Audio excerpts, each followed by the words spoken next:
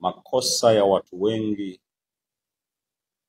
wanayafanya yanapelekea wao kutofika kwenye ndoto zao. Moja kati ya makosa makubwa ni usikivu wa ndani. Usikivu wa sikio la ndani unawafanya wengi washindwe kufika kutimiza ndoto zao. Sikiliza, masikio ni mawili, maumbo ni mawili. Kuna umbo linaloonekana na umbo lisilo. Sikio la ndani linaweza kukuambia acha kitu hichi, lakini sikio la nje linakuambia achana nacho, endelea kufanya.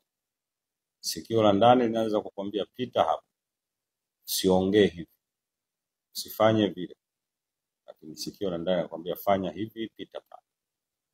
Sasa universe ina kawaida ya kuwa na njia zake.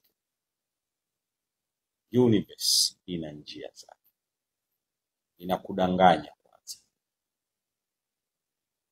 upite usipohitajika kupita ili ubaki kuwa mkosaji.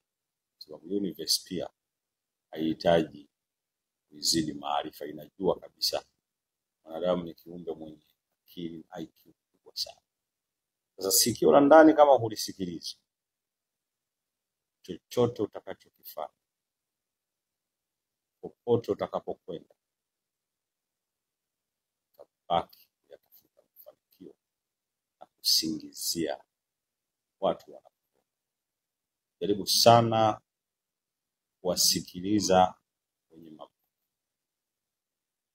si wenye mamlaka ya dini tu au serikali, lakini jaribu kuwasikiliza wenye upeo wa juu, watu wanaojua kusoma codes za universe.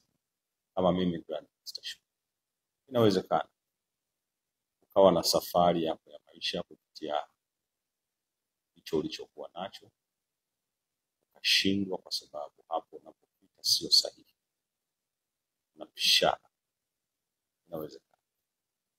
Inawezekana kupita njia sahihi. Hebu rudi kila siku huwa rudi na utazame hiyo njia unayokwenda nayo sio njia sahihi. Rudi kwenye